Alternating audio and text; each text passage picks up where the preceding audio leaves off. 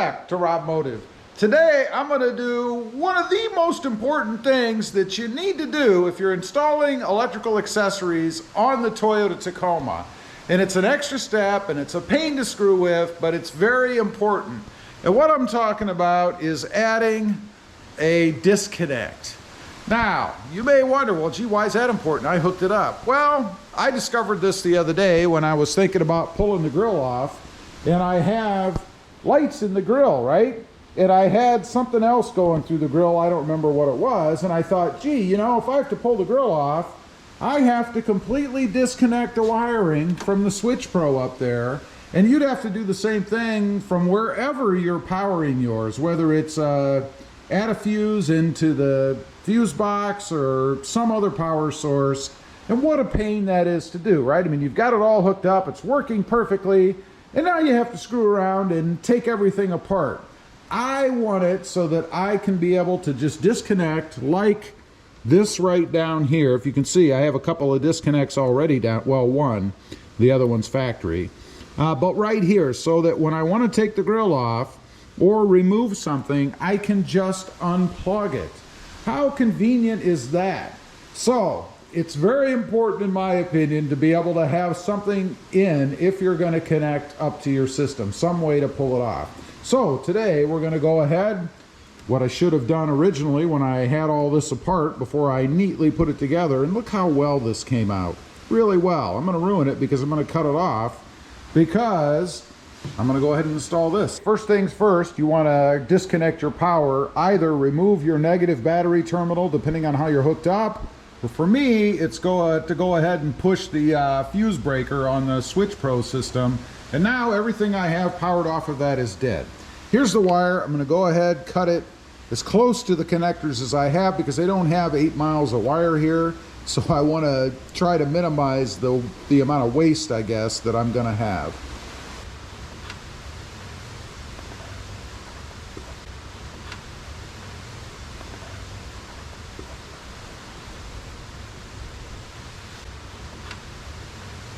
Okay, got everything stripped back. I'm using the solder seal connectors. I love these things. You heat them up, you'll see here in a second, and they work fantastically. So the way I do this, some of the directions show you just to intertwine the wires and then slide the connector across. I kind of wrap them around a little bit, so hopefully everything will still fit. But we're going to do that, so just kind of wrap them around a little like so. Again, this is not, and try not to drop it like that, you know, that's kind of a bummer. But let's grab this again. You see that didn't wrap very well. So, and I'm dealing with, of course, a thick wire and a really thin wire. Doesn't really matter for this because, of course, it's a pretty low voltage, low wattage connection, so it's not that big a deal. If I was using something higher wattage, or voltage rather, I'd use like wires, but not for this. So once you get them together like so, of course make sure you have red on red. That's pretty important. I've done that before. Get the solder right over where you've connected the wires, and then we're going to break out the lighter. If I can get this black wire out of my way, it's being difficult. Should have taped it down, I guess. But get your lighter out, and some people use a heat gun. I find a lighter works best for this. And just go ahead and heat this up. You want to melt the solder, obviously. And of course you want to shrink the tubing, and it has adhesive. This blue part is adhesive, so you want to go ahead and get that on there as well.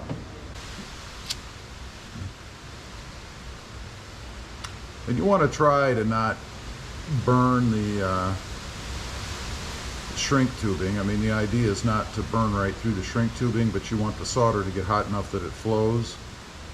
And it's already starting. I don't know if you guys can see that on camera, but it has already started to melt, so that's a good thing.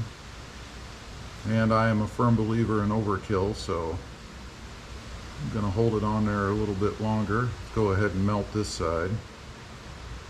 Or shrink it, I should say. We're not melting it. Get the glue melted in there. We've done that. Get the other side.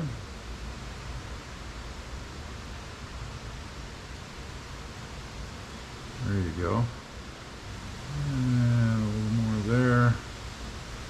And the glue is actually flowing. I'm going to go ahead and hold it under the solder. You get the idea. So I'm going to go ahead and do all of my connections this way, and then I'll show it to you here in a second when we're all finished. The solder has flowed, by the way, so we're good to go.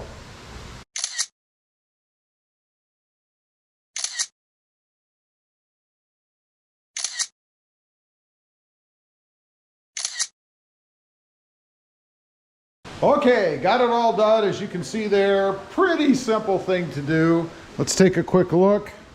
Got a little light here so you guys can actually see it. Down there are the two, you see the yellow. Those are the two switches I've added, or not switches, but disconnects. And then I just zip tied them down there. I can cut the zip tie if I need access, unplug them, and pretty darn simple. And it only cost me, I think it was about $8. They're not cheap for what they are. Seems rather expensive to me, but not a big deal. Anyway, just a little thing that while you're at it, why not make life easier? Because you know when you install some sort of an electrical accessory, you're either going to have to disconnect it because you're going to do something else, like me in the grill, or you're replacing it, or maybe it goes bad and eventually you're going to have to disconnect it. Just make it a little bit easier. Anyway, leave a comment. Let me know. Do you guys do this kind of stuff, or is it just way overkill? I'd be curious. Also, real quick, I do have 2 additional channels. Mod Driven, all about the Mercedes-Benz. And RobMotive JT, all about the Jeep Gladiator. Check them out, and if you're interested, why not subscribe? And while you're at it, smash the subscribe button here too. Thanks for watching. Stay safe out there. Bye.